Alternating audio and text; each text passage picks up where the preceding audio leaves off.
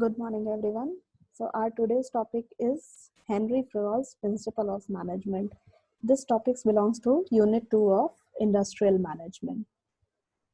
So, if we talk about principles of management, so basically, first we need to understand what is principle. So, a principle is a basic statement that provides understanding and guide to thinking and actions.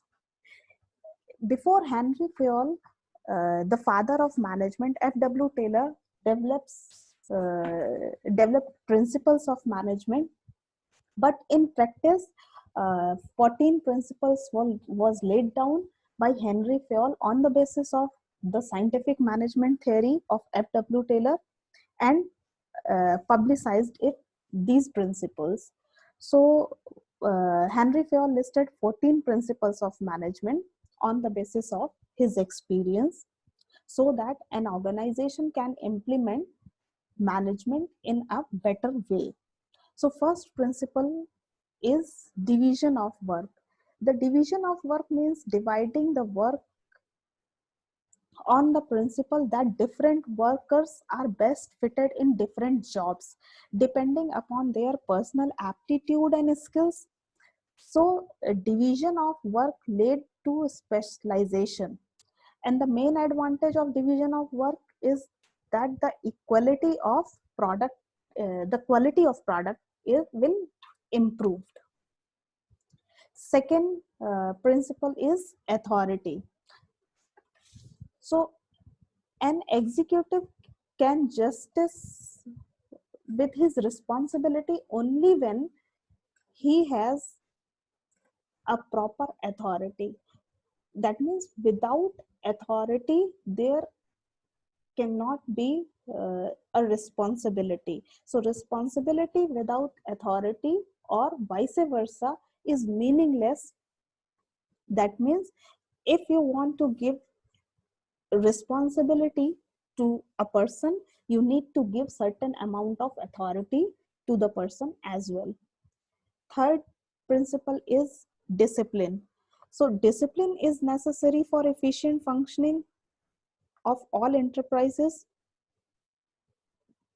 Discipline is a respect for agreements that direct at achieving obedience in the organization. Often a part of organizational culture is formed on the basis of good conduct and respectful interaction between employees in the organization. Fourth principle is unity of command. Unity of command means that the employee should receive orders and instructions from only one boss or only one supervisor. This means that an employee should work under only one boss or supervisor.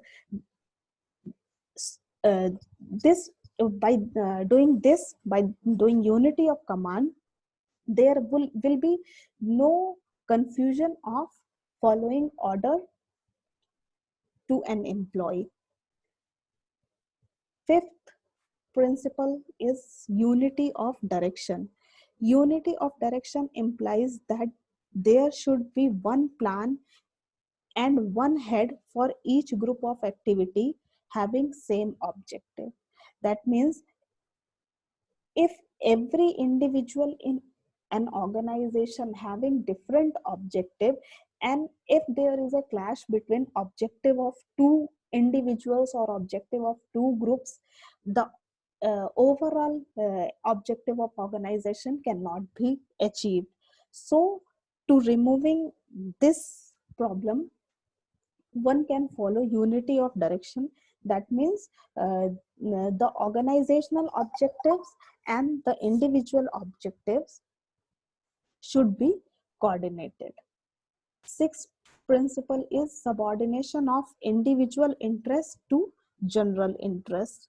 So the interest of an individual person should not be permitted to suspend upon the general interest of organization. That means individual interest should not create hindrance to the overall organization's interest. This is necessary to maintain unity and avoid friction among employees. Seventh principle is remuneration. So the remuneration is price paid to the employees for his service rendered to the enterprise. It should be fair and equitable, and it should bring maximum satisfaction to employee and employer both. Eighth principle of management is centralization. In an organization, the authority should be centralized for the best interest in the organization. Uh, so the authority cannot be dispersed among different sectors or different sections in the organization, so that the basic objective of organization can be efficiently achieved. Ninth principle of management is scalar chain. So what is a scalar chain? Scalar chain means that there should be an unbroken line of authority and command through all the level from highest to the lowest rank. The manager should be regarded as chain of superiors. That means there should be a clean chain of authority and responsibility from top to bottom in an organization. This way we can easily see the organization structure and the relationship between authority and responsibility at each level in the organization. 10th principle of management is order. So order means the correct placement here. So that means that everything and everyone has his place in an organization. Nothing is unnecessary for an organization. 11th principle is equity. Equity means equality here. So equity of treatment means that the manager of an organization should deal with his subordinate with kindness and justice. This will make employee more loyal and devoted towards the organization. That means in an organization, everybody should treat equally. 12th principle of management is stability of tenure of personnel. So see, if there is an instability in the organization, it will have a bad consequence on overall performance of organization. On other hand, the stable and secure workforce is always an asset for an organization. So instability or movement of worker should be restricted. So an organization need to focus on retaining the employee for long term in the organization. 13th principle of management is initiative. Initiative means uh, everything which is innovative or new to the organization should be respected and should be properly addressed. This will encourage the employee to feel that he is involved and interested in an organization. Last and 14th principle is known as esprit de corps, and that means unity is strength.